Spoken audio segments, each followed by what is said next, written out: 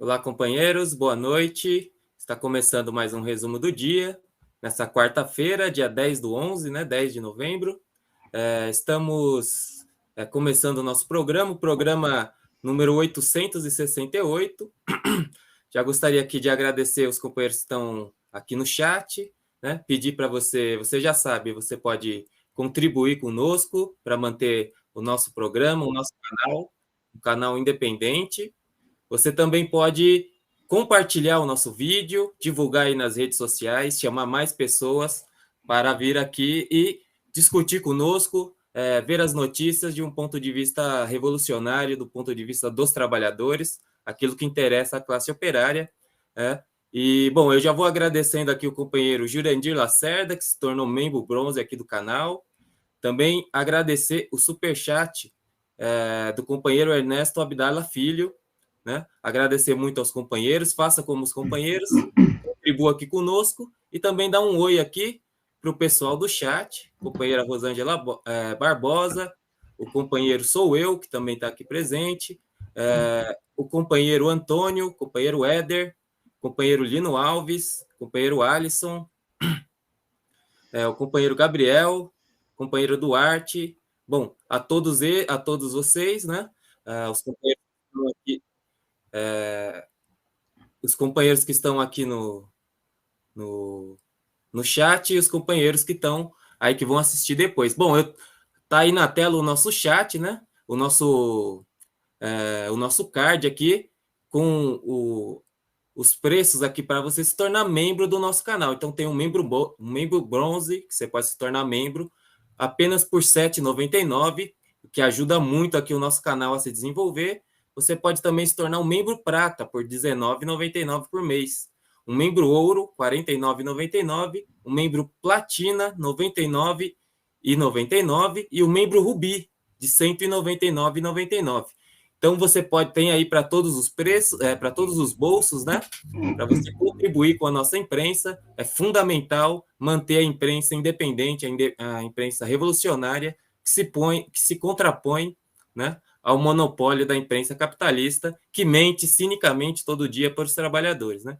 Bom, eu sou o Caio, estou aqui substituindo hoje o companheiro Antônio Carlos, que está em importantes reuniões aí para discutir, né? E a gente vai saber do que se trata, provavelmente aí no dia de amanhã ou no decorrer da semana, importantes novidades aí vindas diretamente da plenária nacional do Bloco Vermelho que ocorreu no fim de semana passado.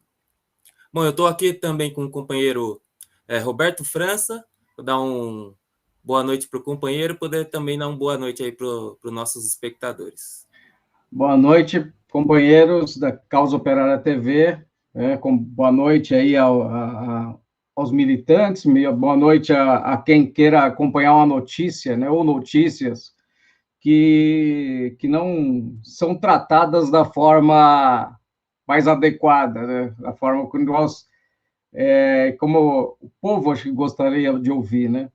E aí a gente pode até começar conversando aqui, Caio, a respeito justamente da questão da imprensa. Então, a gente está construindo uma imprensa revolucionária, uma imprensa para os trabalhadores, e aqui nós temos essa primeira notícia aqui do resumo, né? Mais de 300 jornalistas, né, da Folha, do Estadão, da Globo, né, Valor, né, que é um grupo, Valor e Globo é o mesmo grupo aí, aderem a uma greve por reajuste de salário, ou seja, o PIG, né, o Partido da Imprensa Golpista.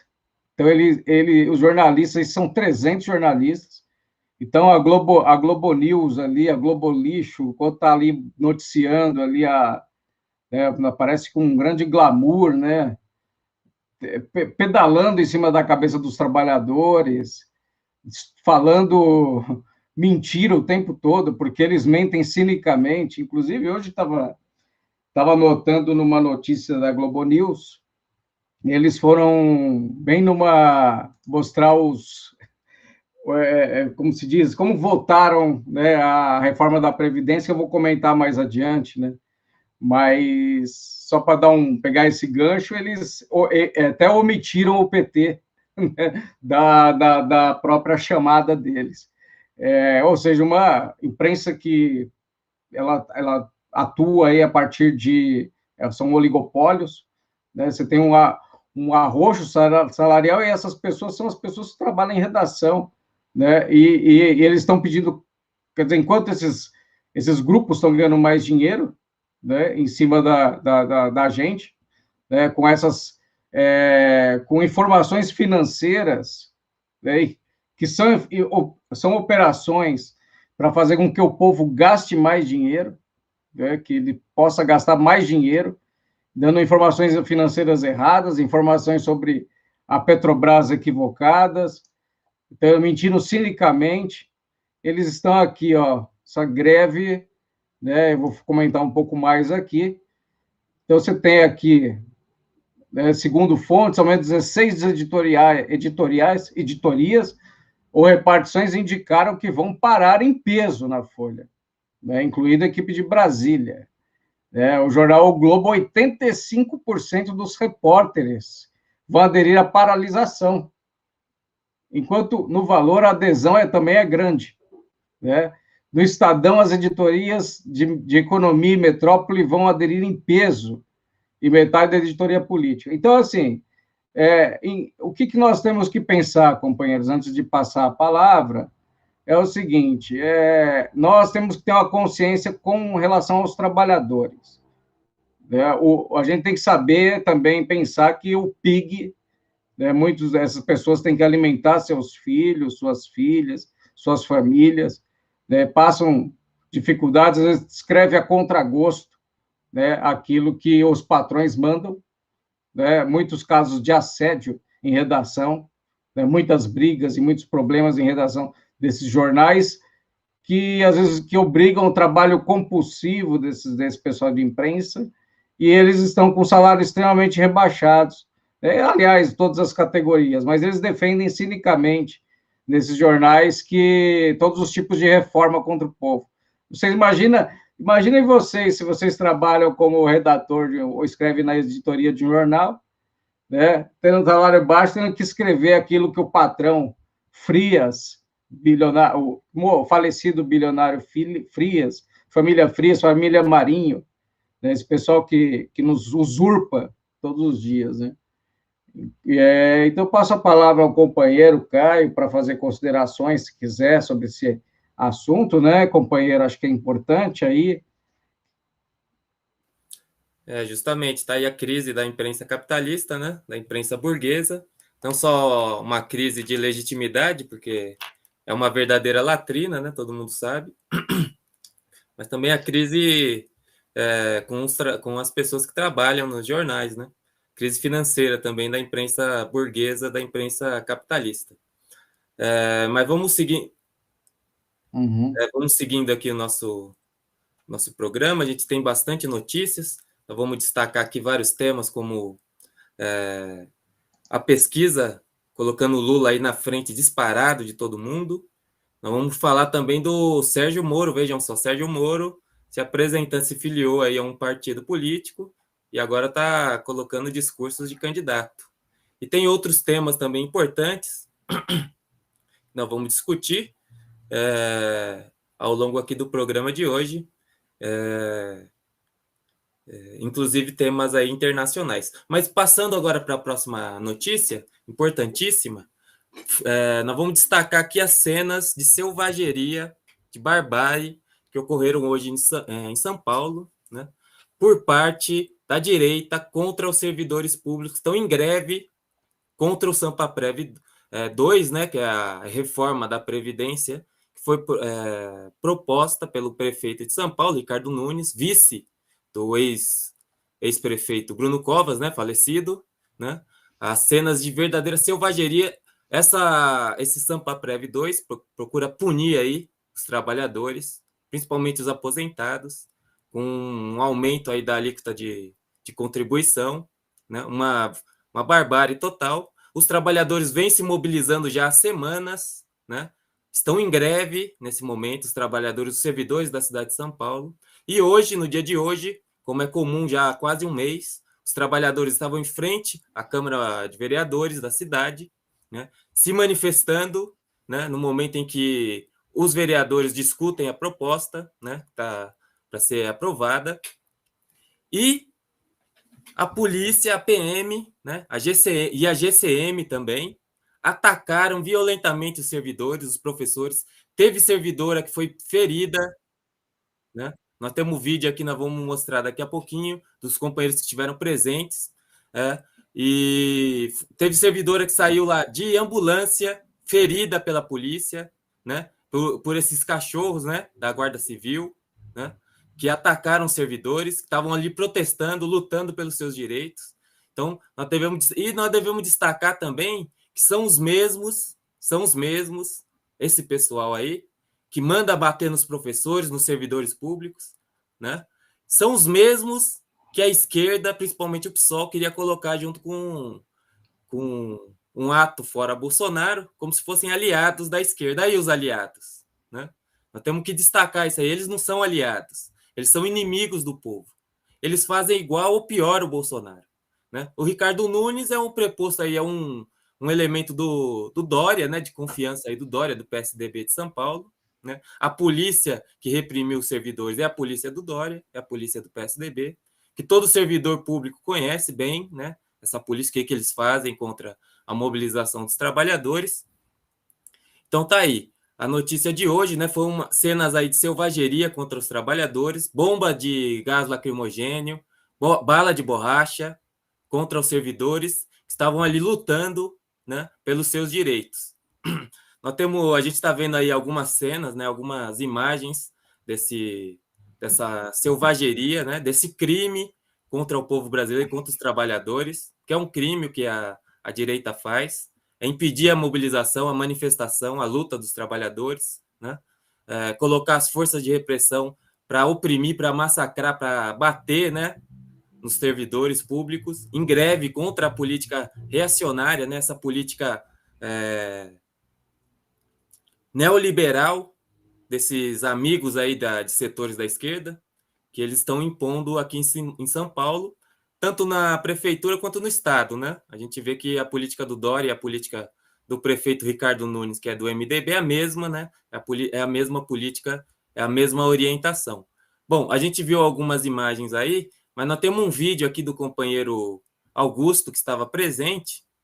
Vou ver se a produção já tem o vídeo aí para a gente assistir. Então, vamos passar aqui o primeiro vídeo do companheiro que estava presente, vai fazer um relato dessa situação.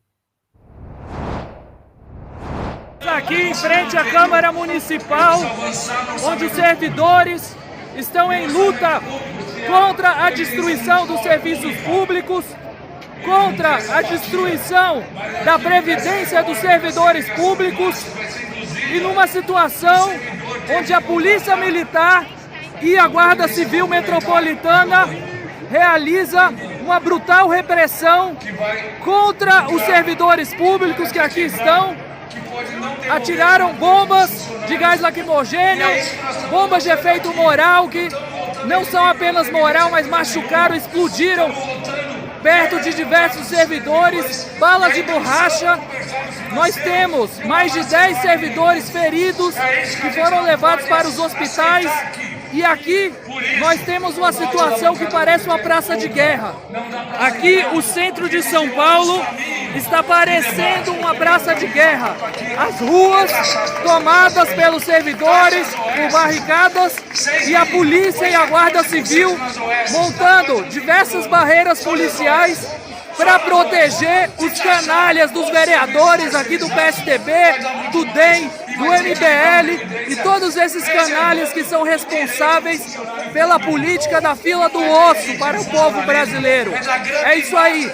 Está acontecendo nesse momento a votação na Câmara Municipal e nós vamos ficar aqui até o fim e lutar até o fim contra a política da fome do Bolsonaro, de Dória e de Nunes.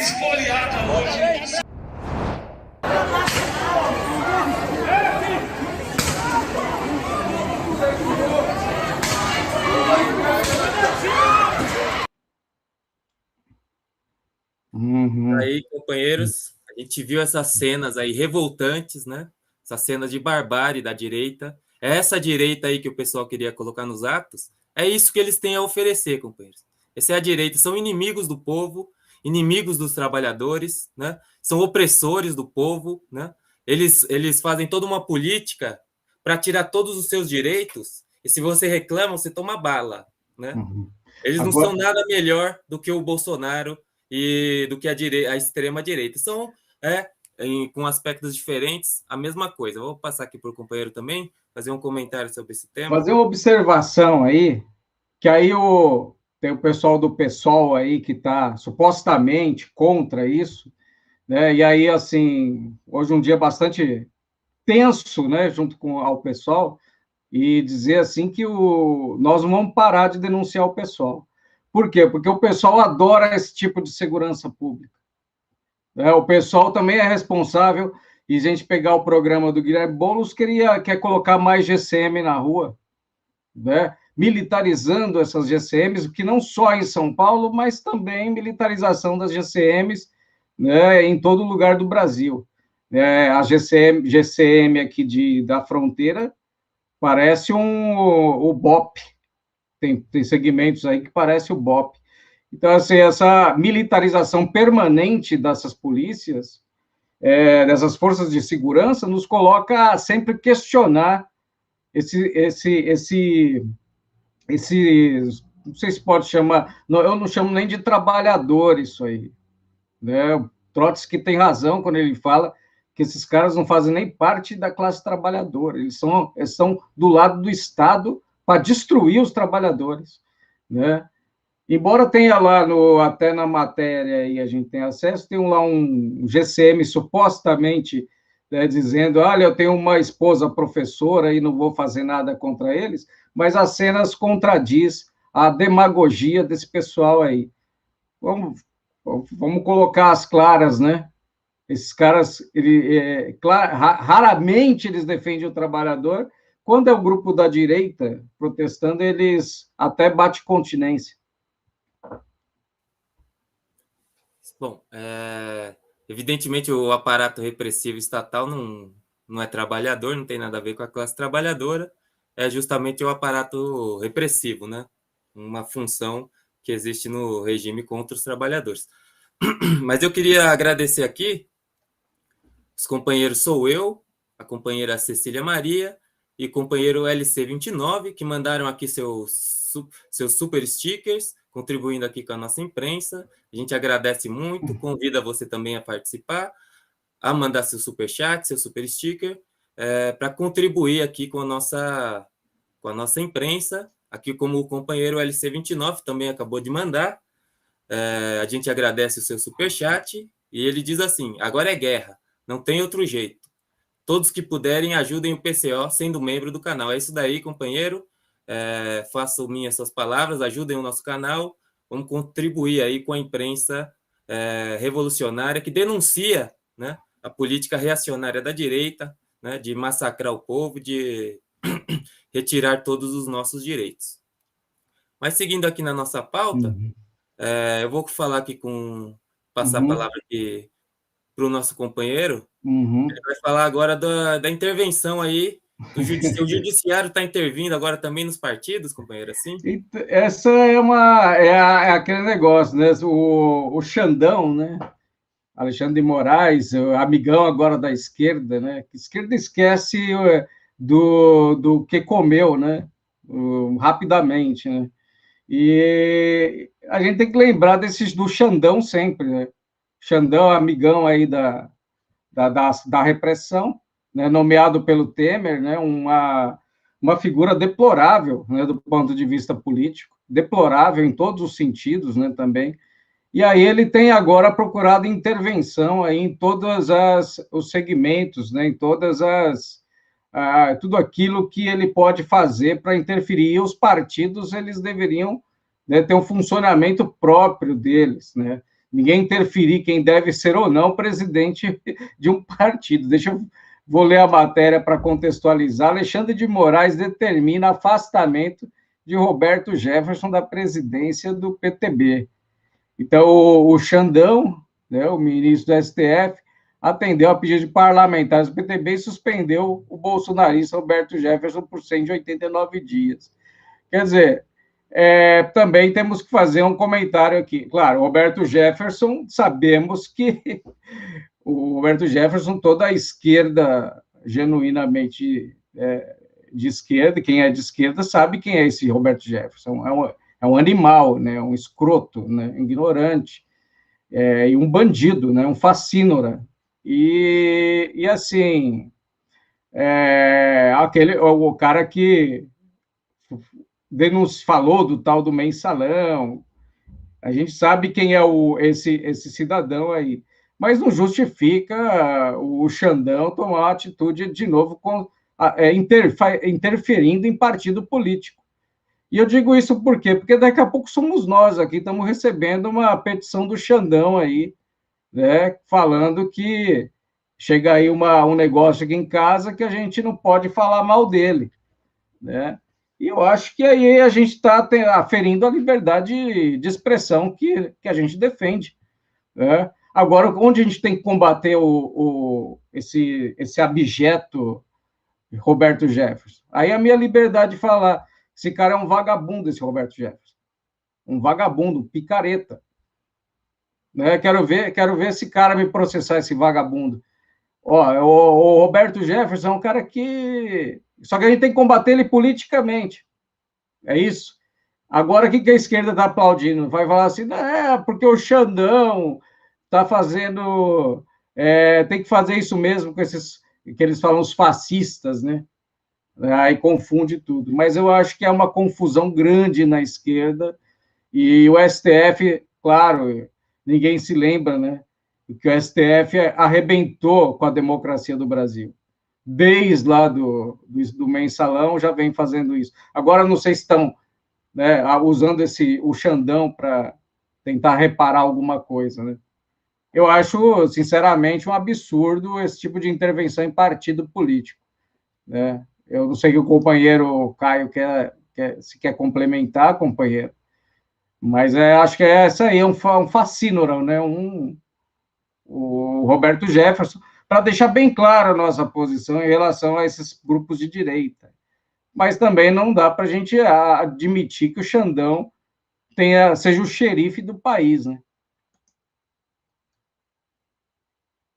Sem dúvida, né? Uma coisa totalmente absurda. O STF não tem que intervir em partido, o partido é uma entidade privada, não tem nada a ver, né? Que o STF determine agora quem deve ser o presidente de um determinado partido. É uma coisa escabrosa, totalmente antidemocrática. E a esquerda gosta disso. Eu estava me lembrando aí da enquete que foi feita no 247, né? Contra o companheiro Rui ali, perguntando se tinha que cancelar o companheiro Rui ou não, né? Aí deu 96% de aprovação para o Rui. Mas tinha lá um pouco da esquerda que tem o mesmo pensamento ditatorial desse Alexandre de Moraes. Por isso que eles adoram o STF. Né? Você pega o PSOL é um partido que não pode ver uma bota na frente. Eles adoram a bota, né? Eu acho que eles veem uma bota, eles querem lamber a bota, assim, ó, sabe? De tanto que eles gostam de força de repressão. É uma coisa assim, impressionante, cara. Da minha parte, seria isso, companheiro. Não sei, a gente passar ao próximo ponto aí, para a gente ir contextualizando, né? É isso daí, companheiro. Bom, a gente passando aqui para o próximo ponto, destacar aqui duas notícias importantes. Primeiro que, para a gente refletir, né? O MST está lançando uma campanha Natal Sem Fome, conjuntamente aí com a Bela Gil, né, a filha do Gilberto Gil, uma pessoa também tem uma atuação pública, com o Leonardo Boff e o Eduardo Moreira. O Eduardo Moreira, né, todo mundo sabe, é aquele, entre aspas, ex-banqueiro, né, ex-coxinha, ex-pessoa que estava lá nos protestos para derrubar a presidente Dilma, e que hoje se apresenta aí como um elemento de esquerda, né? E eles estão propondo uma campanha Natal Sem Fome, cujo objetivo aí a prioridade da campanha é atender pessoas em situação de rua, né? Cozinhas comunitárias nas periferias, ocupações urbanas, de famílias desempregadas e comunidades indígenas. Bom, tem algumas pessoas aí que estão propondo ajudar na campanha, seja por meio da divulgação, seja por meio de ajuda, né?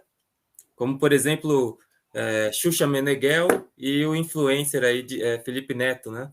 Que é uma pessoa do mundo aí da internet. Bom, destacar o problema que é o seguinte, né?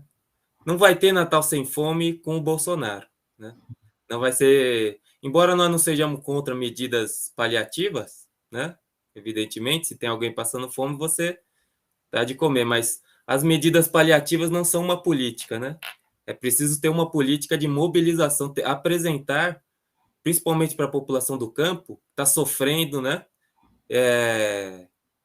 Muito mesmo com o governo Bolsonaro, estão sendo massacrados, né?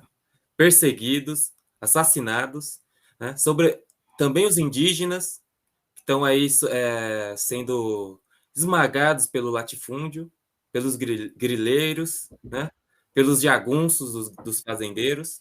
Nós temos que destacar esse problema importante. É preciso ocupar as terras, é preciso uma ampla mobilização, é preciso derrotar o Bolsonaro. Nós não podemos dar de barato que o problema do Bolsonaro vai ficar agora, né? Vai ter o Natal sem fome, a única coisa que a gente pode fazer, simplesmente, é uma medida paliativa. Só queria destacar esse problema, essa questão importante, né? Uma parte da esquerda está saindo de férias, a gente viu isso daí, né? A gente está vendo o pessoal vai sair de férias, vai voltar só depois do carnaval, né? Provavelmente. Mas isso daí, evidentemente, que não é uma política, não pode ser seguida, né? Nós temos que continuar a mobilização, temos que ampliar a mobilização, né? Reorganizar a mobilização, como foi feito, por exemplo, na semana passada, em que o PCO e os comitês de luta chamaram uma plenária nacional, né, que reuniu cerca de 1.000 pessoas para discutir os problemas políticos da campanha fora Bolsonaro, Lula presidente, né? Nós não podemos sair de férias agora e voltar só depois do carnaval. É preciso mobilização, né? Então, só destacar esse problema, nós não podemos substituir uma coisa por outra, né? É preciso lutar agora, desde agora, é preciso ocupar as terras, é preciso uma ampla mobilização dos trabalhadores rurais, dos trabalhadores da cidade. Outra coisa também destacada sobre esse problema desse Eduardo Moreira, né? Que é uma pessoa extremamente cínica, né? Então, por exemplo, ele lançou um livro, não fazendo propaganda do livro, mas mostra um pouco o cinismo, né? Que recentemente eu vi, que o livro De Banqueiro a Companheiro, ou coisas do tipo. Quer dizer, uma coisa assim extremamente absurda. A pessoa mostra o caráter, uma coisa muito vil, né? Um caráter charlatanesco do negócio, né? Não tem nada de companheiro, né? Ele é banqueiro, não tem nada de companheiro. Bom, mas passando a próxima notícia... Eu queria fazer um comentário, Caio, se me permitisse. Posso? Então, seria o seguinte... existe uma situação que sempre nos coloca as contradições. Eu acho que nós, da esquerda, temos que saber enfrentar a dialética, a contradição, né? Mas o processo de direitização do MST é um negócio extremamente profundo, né? O MST, às vezes, ele parece o pessoal da CUFA, o pessoal dessas ONGs, organizações aí, e também cai muito na discussão que nós vemos fazendo nessa semana, sobre think tanks, né? Também. E já há algum tempo, já alguns setores do MST, que já se fragmentou em vários movimentos, já há 20 e poucos anos se fragmentando, dando, vamos dizer assim, indo para, vamos dizer, formando novos grupos, né? Mas, assim, pô, é complicado. Bela Gil, né? Tudo bem, a pessoa está aí é uma propaganda importante, não vamos... As pessoas podem mudar também, mas pô, Eduardo Moreira, o sujeito participou ali diretamente do golpe, né, cara? Ele tem filmagem dele lá, estava lá no meio do golpe. Agora assim, você não vê mais um caráter mais de luta, de movimento social. Agora é tentar fazer propaganda dessas, de que está fazendo alguma coisa aí, claro, importantíssimo, tem que contribuir, inclusive, eu acho que, se não me engano, 247, né? Quem quiser contribuir entre, eu acho que é importante, mas questionamento fundamental, né?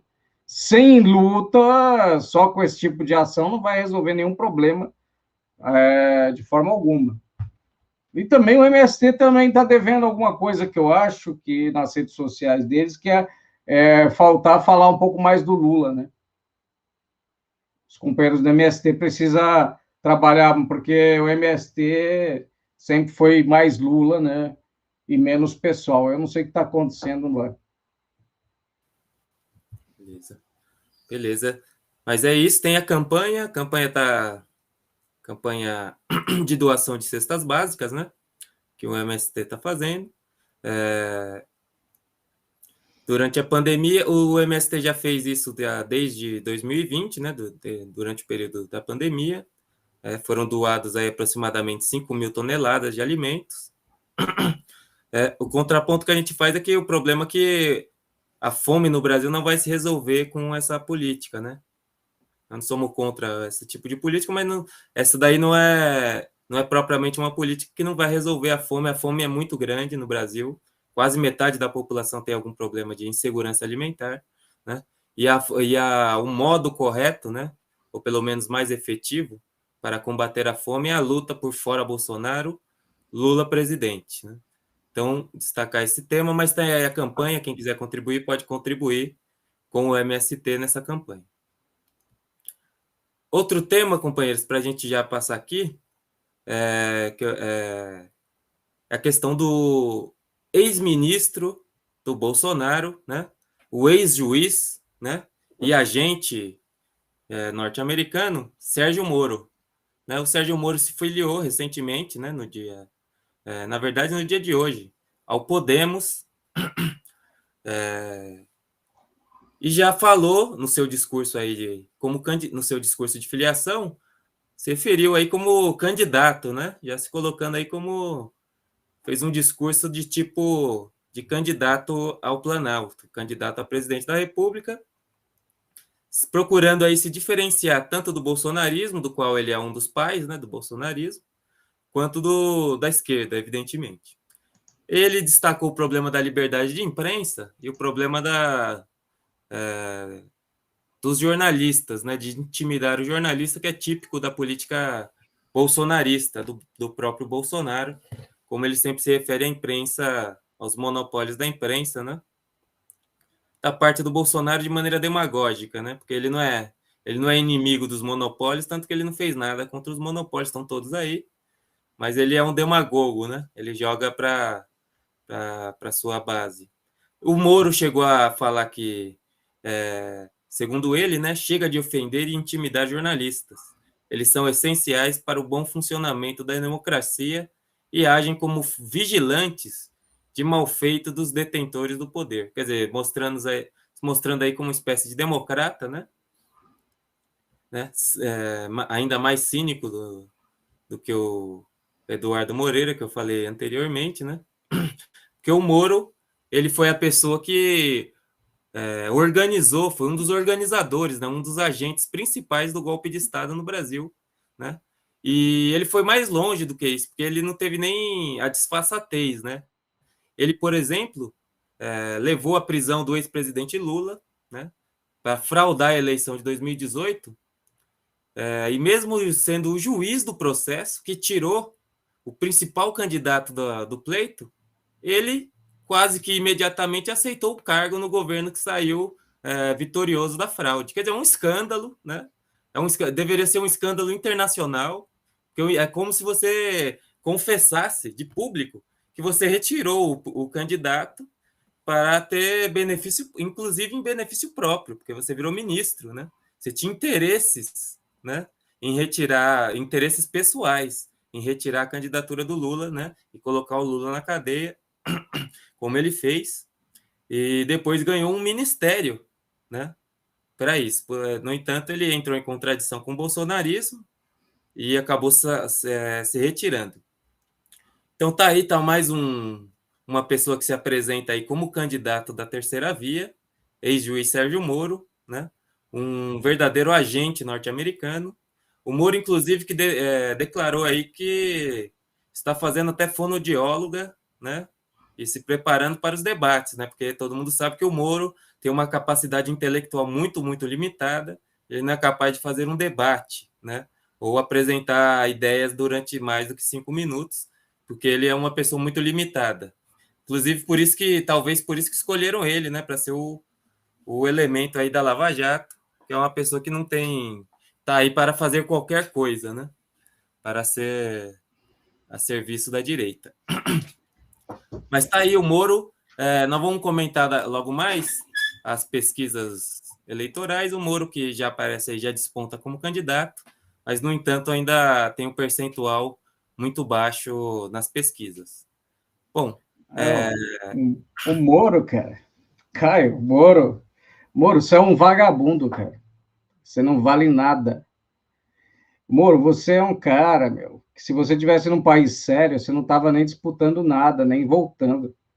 Sabe o que me chama a atenção, companheiros, companheiro Caio e Gabriel? O que me chama muito a atenção é o seguinte, é que nós, né, PCO e os setores que lutam por Lula, têm manifestado muito uma reação contundente contra esse Sérgio Moro, né? Mas os setores do PSOL não, né?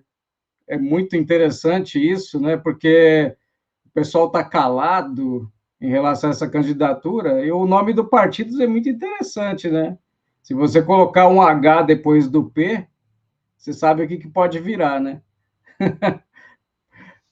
O horário eu acho que ainda não permite eu falar isso, mas o Moro, ele não só... Aí entra, comentando um pouco aqui, companheiro, é importante lembrar que esse Sérgio Moro, ele quebrou o país, a indústria de engenharia, ele quebrou a indústria de petróleo, toda a cadeia de petróleo, com acusações falsas, e usou no discurso dele que parecia que tinha 2 teleprompters, um de cada lado. E a imprensa, ela já está tratando ele como queridinho, inclusive chamando ele como um cara do centro. Nota isso aí. O Moro é um cara da extremíssima direita. Da extremíssima direita.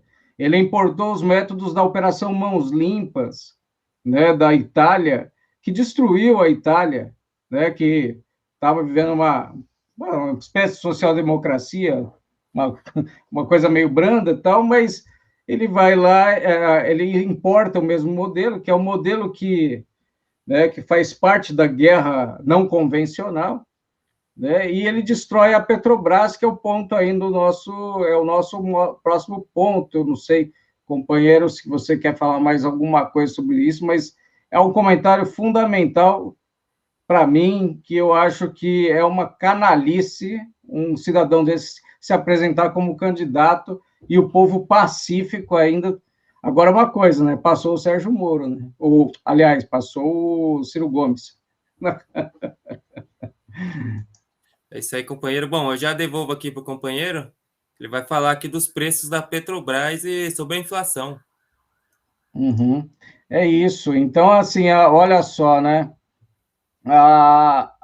Então, o Moro, ele arrebentou a indústria de petróleo do Brasil, criou essa coisa do petrolão junto com os Estados Unidos, né? Então, aí você pega na semana, durante esse percurso todo, ele fala assim, o Jair Bolsonaro, ele menciona que a Petrobras é um problema. Então, você já começa percebendo como que se comporta esses agentes, né? A serviço, né, do imperialismo. Então, eles, veja só, né, ele é um problema. Então, de fato, os preços praticados pela estatal, né, 50,50% do controle das ações ordinárias com direito a voto, para internar o mercado doméstico, né, a escalada dos preços do petróleo e do gás exterior. Né? Então, assim, há uma escalada de preço de combustível, e também as ações não param de subir, né? É importante dizer isso. Então, as ações vão subindo, está atendendo aos interesses, né? Quer dizer, quanto mais caro a gente paga, os acionistas vão ganhando em cima da gente.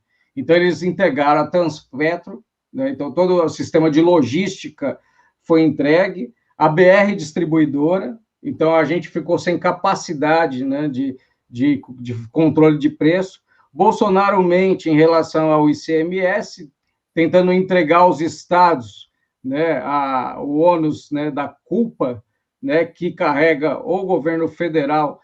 Sérgio Moro, que mentiu sobre a Petrobras, mentiu, né? E aí a gente mostra aí a questão no gráfico aí nessa que está sendo mostrado, né? Quantos litros de gasolina se comprava por R$100. Então mostra aí a inflação, né? Vamos colocar mais, eu vou apresentar alguns dados a mais, né?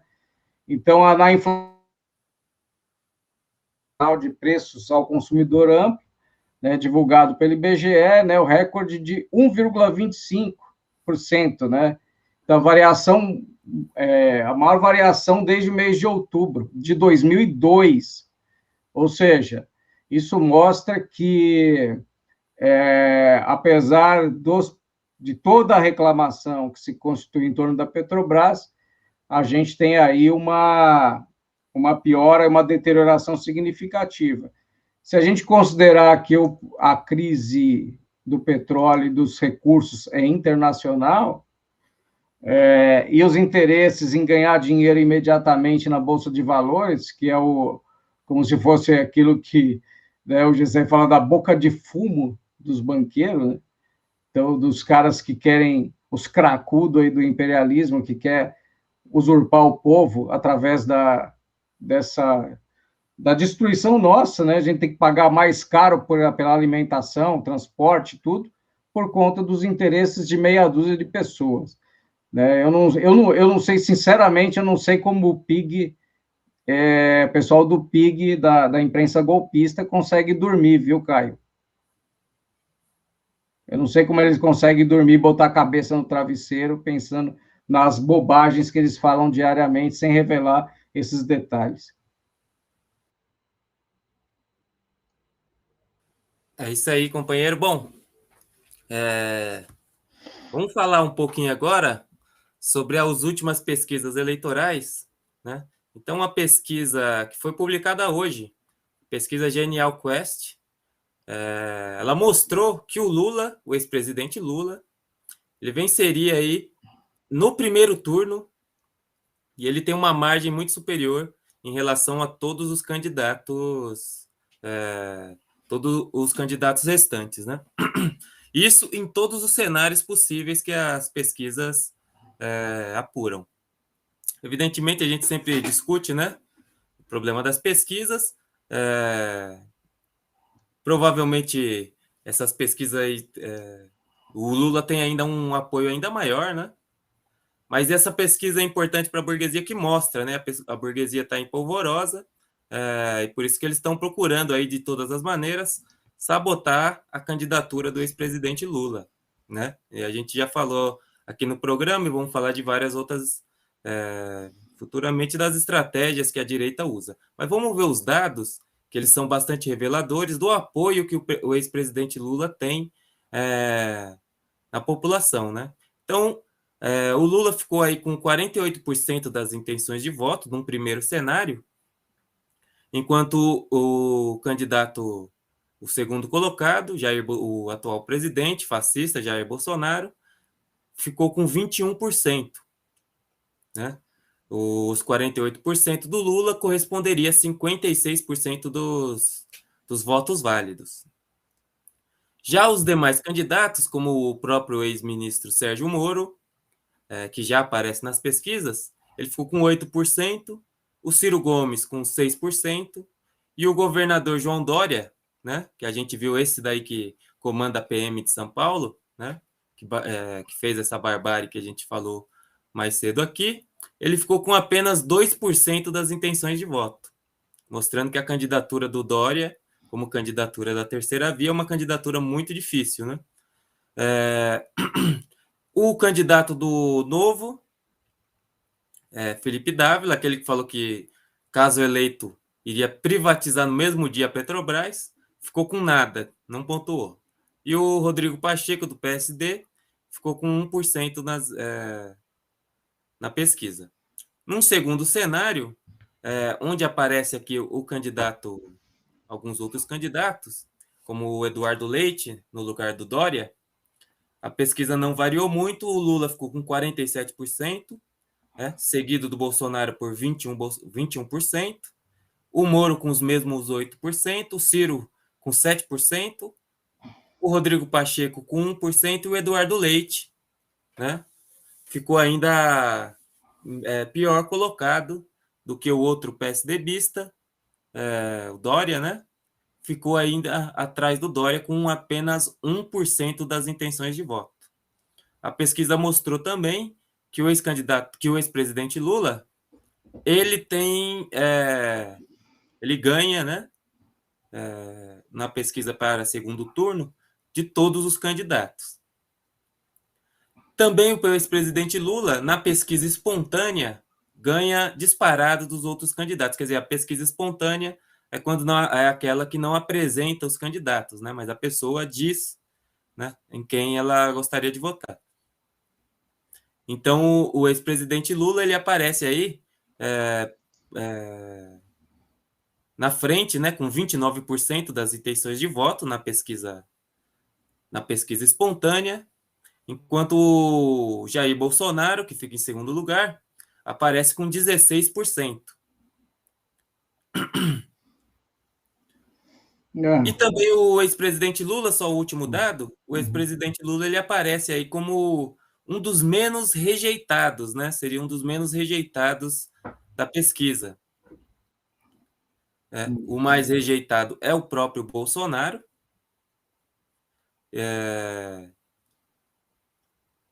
E o Lula aparece aí em quinto lugar entre os mais rejeitados, né? No caso, ele é um dos candidatos menos rejeitados do quadro político atual.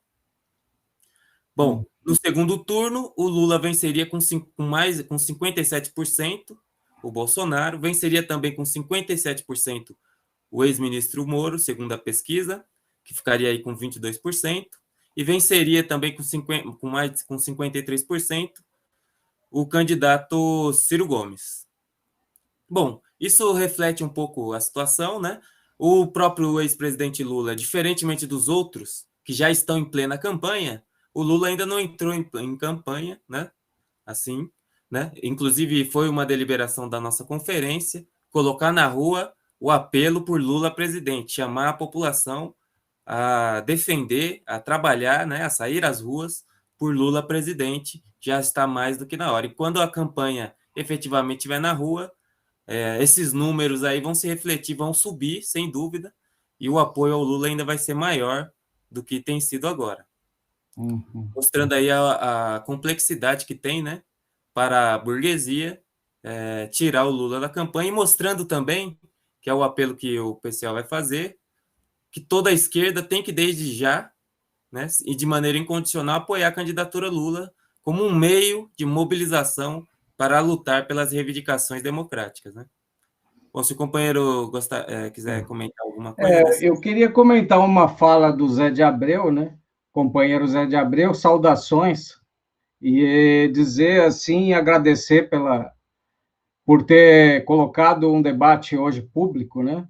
Sobre a questão do PSOL, porque no dia que revelam a pesquisa que o Lula ganha em primeiro turno, o PSOL ele vem e procura fazer acusações contra Lula. Sintomático de um partido golpista como o PSOL, né, no dia de hoje. E também uma outra alerta, é importante que a esquerda, se quer derrubar aquilo que eles chamam de fascismo, alguns setores aí, tem que se mobilizar por Lula, porque tem uma lava-jato internacional aí que está tentando aí prender pessoas que não é do interesse do Joe Biden. É importante que o clima de já ganhou, de que só vai votar ali, já está tudo certo, isso não pode acontecer. É necessário que as pessoas se mobilizem.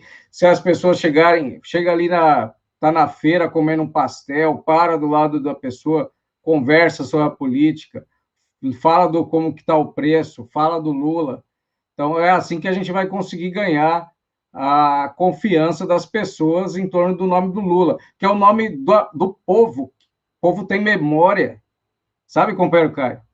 A memória, entendeu? Então, assim, a imprensa tenta desqualificar o PT, desqualificar o Lula, enquanto que o Lula, cada pesquisa vai... E mais, a gente nunca viu tanta pesquisa, o que pode ser uma grande armadilha para a gente tem que ficar muito ligado nisso. Não pode ser uma armadilha, porque à medida que cada semana nós temos nova pesquisa, e o Lula sempre na frente, os ataques vão se intensificando. Se a gente não defender essa candidatura já, a gente pode perder a única chance que nós temos para o ano que vem, de derrotar o Bolsonaro, o Sérgio Moro e toda essa corja de bandido e picareta. E aí, outro detalhe que eu quero falar é a questão do Ciro, né? O Ciro está atrás do Moro porque ele fez o caminho de ser o combatente da corrupção, o falso moralista. Para isso, então, o Moro chegou e já furou a fila do Ciro Gomes, que mostra como ele, além de ser um cara da direita, é um cara que não tem nenhum projeto, nem é um burro, enfim. Tá. Bom, é isso aí, companheiros. A gente está se aproximando aqui da reta final do programa. Vou devolver já aqui para o companheiro Roberto, para ele comentar aqui 2 notícias sobre a PEC dos precatórios e também deputado bolsonarista que está propondo aí a legalização do trabalho infantil. É isso mesmo, companheiro? Então, eu vou tentar ser mais enxuto aqui por conta do tempo, né? Mas a PEC dos precatórios, então, foi aprovada, né? Então, uma votação aí expressiva, porque a PEC precisa, então, de um número 2/3 do Congresso, então tem 323 votos a favor da alteração aí, que significa não o PEC dos precatórios, é o PEC do calote, né? Parece que será aí 90 bilhões aí do orçamento, né, que vai acabar entrando aí para fazer vamos dizer assim, o eleitorismo do Jair Bolsonaro, né? Distribuir R$400 para as pessoas no ano que vem, né, em cima do calote em pessoas que têm, né, que estão cobrando o Estado, né? Então é isso. Então, assim, por exemplo, você pega... Agora, eu queria dar só um detalhe rápido. Então, se vocês pegarem a notícia no Partido da Imprensa Golpista, eles até suprimem o PT, né, como o partido, né, que contribuiu bastante para esses votos de não, né? Mas, ao mesmo tempo, muita gente vai falar, o Partido Novo também, né, os deputados também foram no não. Mas aí são a questão de programas. O Novo, ele apoia todo corte de orçamento, não importa o que seja, né? No caso do PT, tinha uma pauta mais clara, que era o calote em cima dos professores, né? Eu sou professor também e inclusive, o Estado me deve também. E aí é um calotão, né, geral aí, em cima das pessoas. Acho que eu queria dar esses detalhes, principalmente por causa do nosso tempo, tá? Não que não queremos dar a notícia, mas essa informação é importante, que a direita aí tem conseguido comprar aí deputados, né, com emendas parlamentares, né? A Globo, como ela é mais Partido Novo, tenta falar de orçamento secreto, né? Mas a questão não é essa, a questão é que tem que mobilizar as pessoas a mexer na condição de denunciar essa ditadura do Arthur Lira. Vamos passar para a próxima, então, para a gente ganhar tempo, né, por conta do tempo curto. Então, assim, deixa eu ver aqui. Eu acho que acho que isso é... tá. Próximo ponto de pauta, me perdoem aí. Então, assim, sobre a questão da legalização do trabalho infantil, né? Então, a deputada bolsonarista, né, vamos ver aqui, a deputada bolsonarista, a deputada bolsonarista quer acabar com a infância legalizando o trabalho infantil. Então, veja, a gente já tantos problemas, né? E aí a Bia Kicis vem com essa proposta, né? A Bia Kicis um tempo atrás, inclusive mandou um tweet que era mais ou menos o seguinte: olha, eu trabalhei na minha infância vendendo bombons na quadra de tênis e o trabalho infantil só me fortaleceu. Ou seja, mostra o grau de absurdo que é a elite brasileira, esse tipo de gente é escrota, ignorante, porque o trabalho infantil é você tirar as crianças da escola, né, tirar o futuro delas, e isso a gente não pode permitir que aconteça. Então, essa proposta aqui, ela precisa ser, né, nós precisamos lutar para que ela não seja, né, aliás, olha, o texto seria pautado hoje, né? Foi terça-feira pautado. Então, desde o golpe de 2016, os direitos dos trabalhadores e trabalhadoras vêm sendo atacados com medidas de reformas trabalhistas de 17 do ilegítimo Temer. Né? Então, assim, na verdade, a denúncia aí, pessoal, é todo o processo de trabalho aí que nós estamos vivenciando, que atinge as crianças, atinge todo mundo, é a intensificação do trabalho escravo. Né? A gente não tem esse nome formal, né? Embora o Brasil seja um dos países com mais trabalhadores escravos formais, a gente está criando uma sociedade mais escravista, né? Que faz parte do regime mesmo político que está vindo aí. E a gente precisa denunciar esse problema, porque não é trabalho infantil da classe média que vai lá no MasterChef fazer comidinha lá e falar que tem empreendedorismo. É criança pobre, gente. É isso, companheiro Caio. Quer comentar sobre isso? Perfeito, companheiro. Só vamos... Agora vou agradecer aqui o companheiro YouTube, que se tornou membro bronze aqui da Causa Operária TV. Muito obrigado. Também saudar os companheiros que estão aqui no chat, debatendo. Temos bastante gente assistindo agora no momento. E agora a gente está na reta final do programa. Então vamos aqui para as rapidinhas, um minutinho só, destacar algumas notícias, e no final o companheiro também vai dar falar uma importante atividade que vai acontecer aí amanhã, lá no Rio de Janeiro, mas a gente já vai falar dessa atividade. Então, só rapidamente, um minutinho para cada notícia. Destacar aqui o deserto do Atacama, no Chile, perdão, se tornou aí um verdadeiro lixão para roupas advindas aí dos Estados Unidos, da Europa e da Ásia, que por uma série de questões, né, elas vão parar lá no porto de Iquique, e muitas dessas, que é uma zona franca, né, e muitas dessas roupas que não conseguem ir para Santiago ou para os países vizinhos, elas acabam sendo descartadas nesse deserto, né? São imagens assim impressionantes de uma quantidade gigantesca de roupas, né? Montanhas de roupas, e muitas pessoas que vão para lá para pegar essas roupas, tentar revender, mostrando aí a primeira irracionalidade do capitalismo, né? E segundo, que o modelo neoliberal do Chile, que sempre foi apresentado aí o Chile foi sempre apresentado como um modelo neoliberal na América Latina, né? Só que esse neoliberalismo, aos poucos, se mostrou que não era nada de bom, era um modelo terrível, né, na verdade, um modelo absurdo, e explodiu aí em várias crises, e mostra mais uma vez esses fatos, né? Como eu falei, a irracionalidade capitalista, e também que o modelo neoliberal, né, é um atraso completo no desenvolvimento do país. Bom, eu vou passar aqui também para o companheiro, para ele falar aí que a Covid-19 está atingindo aí novo recorde na Rússia. Então, companheiro, aí eu já vou emendar 3 coisas aqui rapidamente, né? O tempo está acabando. O Chile e a Colômbia disputam, né?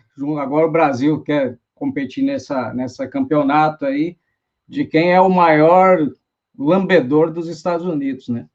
O Chile, depois de um golpe de Estado contra um governo nacionalista, né, estabeleceu a maior ditadura do dinheiro, do neoliberalismo de todo, né, foi a primeira grande choque neoliberal, antes até foi o laboratório da Margaret Thatcher, né, mas importante dizer que no momento da COP26, né, então os líderes mundiais lá discutindo aquelas demagogias, a Greta está lá fazendo a sua demagogia e o povo lá do Chile se né, nesse problema aí ambiental também, né? E mostra aí como que nós somos tratados na América Latina, né, pelos Estados Unidos como lixo, né? Uma pena que a nossa esquerda ama os Estados Unidos, né? Se a gente tivesse uma esquerda combatente, crítica, a gente não estaria aí numa situação tão ruim, né? De ficar aí defendendo esse tipo de gente, como faz o Guilherme Boulos, né? Com essas ONGs que ele participa, esses grupos de think tanks. Mas a questão da Rússia é uma notícia que nós temos aqui, a imprensa imperialista.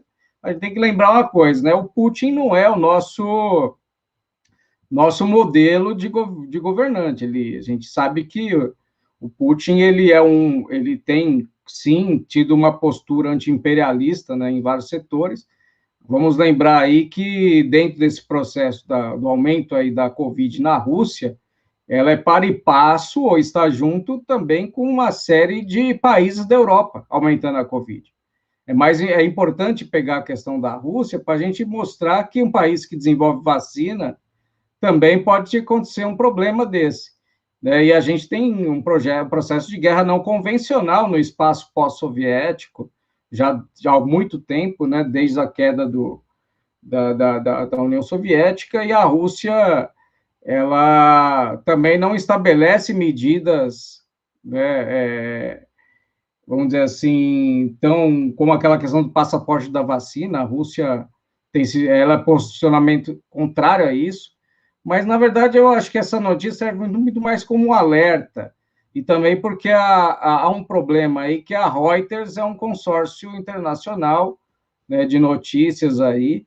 Então, eles falam da Rússia, mas ocultam aí o aumento, o crescimento da Covid em vários lugares do planeta, né? Então, a Alemanha, né, tem aumentado significativamente em vários lugares aí. Então, isso mostra agora o problema que a Rússia tem passado com hospitais. É um problema, sim, sério, mas mostra o embargo econômico. A Rússia passa por embargo econômico, né? Enquanto isso, aí emendando a notícia, os Estados Unidos, que é o grande modelo da esquerda brasileira, muitos amam os Estados Unidos, né? Com uma inflação extremamente alta também, né? O pior índice nos últimos 30 anos, né? Nós lembrarmos aí, né, companheiros aí, companheiro Caio, se lembrar bem, a esquerda apoiou Biden efusivamente, né?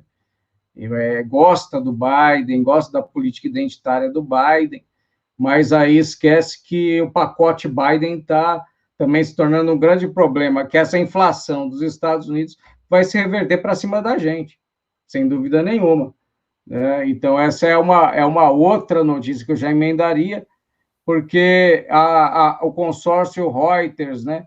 Claro que se a gente fala de imprensa, eles não vão... Essa imprensa imperialista, ele dá esses dados, mas não atinge, né, vamos dizer assim, a centralidade do problema dos Estados Unidos, né, que é o próprio regime político, né, e o Joe Biden como a grande representação aí desse regime político dos Estados Unidos, né? Então, essa política de preços aí também, cabe aí o petróleo, também uma política bastante complicada e pesada, com os interesses dos grandes capitalistas. Eu estava vendo lá também que a BP, Chevron, estava na COP, lá discutindo programas ambientais, e a grande questão agora para eles é tentar acabar com a poluição, que eles acham que é só poluição do ar, né? Não existe poluição de outra coisa, companheiros. Quer comentário? Uhum. Por último aqui, a gente vai destacar aqui um importante acontecimento que vai ocorrer no dia de amanhã, lá em Niterói, no Rio de Janeiro, que é a inauguração do Comitê de Luta. Vai ocorrer na Praça Araribóia, em Niterói, às 17 horas. o ato de inauguração do Comitê Presidente Lula Presidente Niterói. Será a primeira aí de diversas atividades de rua do comitê, dessa vez com a participação, inclusive, especial da bateria Zumbi dos Palmares, a bateria aqui do Partido da Causa Operária, que vai estar presente aí. Então, todos à Praça Araribóia, por Lula Presidente, por um governo dos trabalhadores, está aí acompanhando uma atividade importantíssima, né? A formação do Comitê Lula Presidente em Niterói. Vão colocar a campanha de Lula Presidente nas ruas. Bom, a gente estourou aqui um pouquinho o tempo, o resumo do dia vai ficando por aqui. Eu agradeço aqui a participação do companheiro Roberto. Obrigado, companheiro Caio. Eu agradeço a participação de todo mundo que contribuiu com a gente.